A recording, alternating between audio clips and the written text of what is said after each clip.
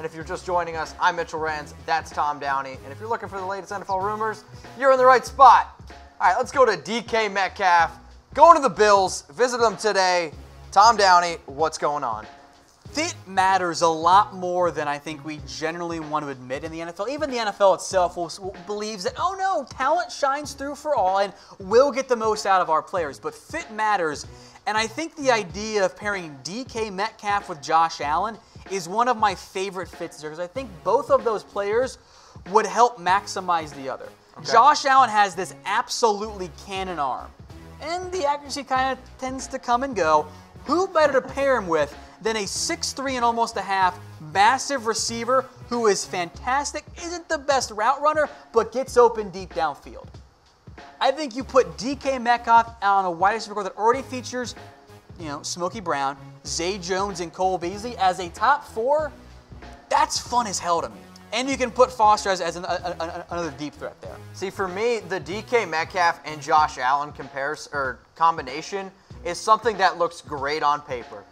But for some reason, it just doesn't materialize in my mind. I don't trust Josh Allen, and there's a really scary part of me that wonders if DK Metcalf is going to be a bust. He certainly has high bust potential. And that scares me going to Buffalo. That's the reality of a player with his athletic profile who didn't produce that well.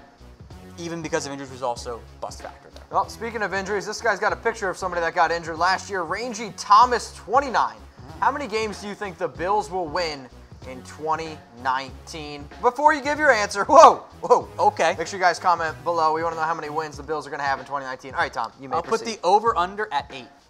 I'll take the under. Okay. There's always that AFC East team that wins like 8 or 9 games because it's not their greatest division. The Jets. Maybe it's the Bills' turn. The Dolphins. It was the Dolphins. We've had the Bills once. It's either the Jets or the Bills' turn. Take your pick.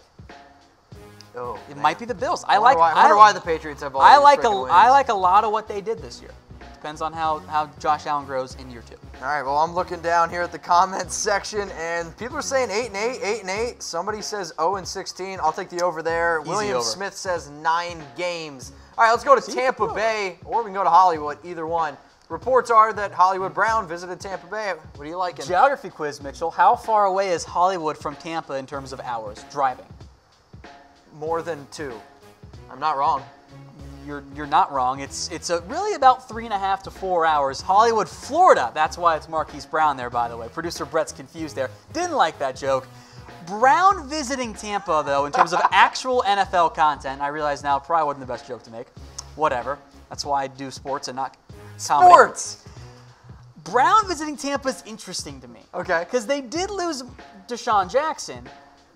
But are they really going to spend a top 50 pick to replace him? Or is this kind of like investment work here? Like due diligence if Brown falls to round 3 or further? I don't quite understand why. Now, if you just want to find the new Deshaun Jackson, this would be a great fit. Yes. But you do have other needs. I would love to see Winston and Brown in the Bruce Arians offense. Oh, my. And Marquise Brown is Deshaun Jackson. They might never run the football a single time, and I don't blame them with their running backs. Yeah, I mean, you want to talk about somebody who's going to air the ball out, Jameis Winston, and with Bruce Arians, Marquise Hollywood Brown.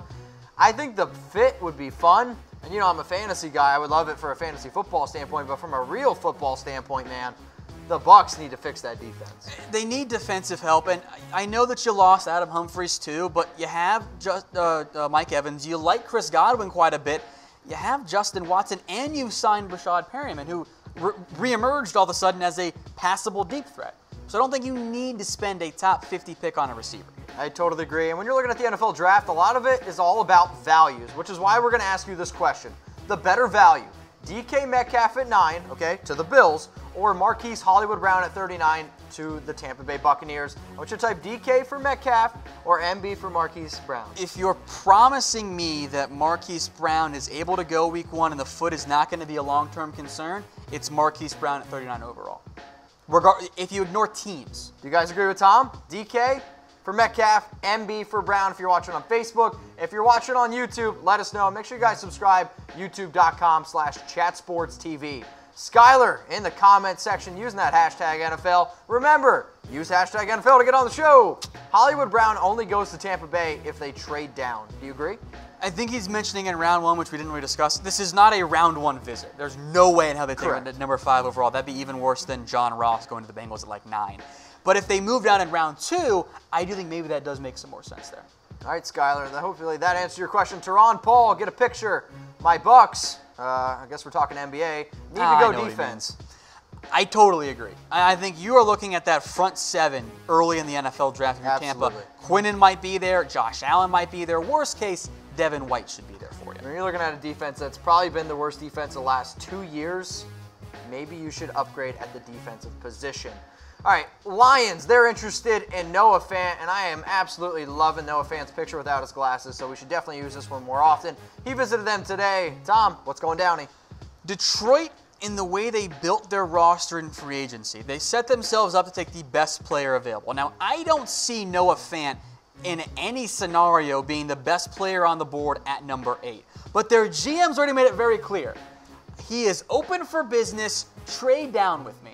So if the Lions move from number 9 to, let's say, a team like the Redskins at 15, leapfrog up for a quarterback to get in front of Denver and maybe Cincinnati, and all of a sudden Detroit's there at 15, and the edge guys are off the board, and you don't want to go Greedy Williams there, and Hawkinson went at number 9 or something.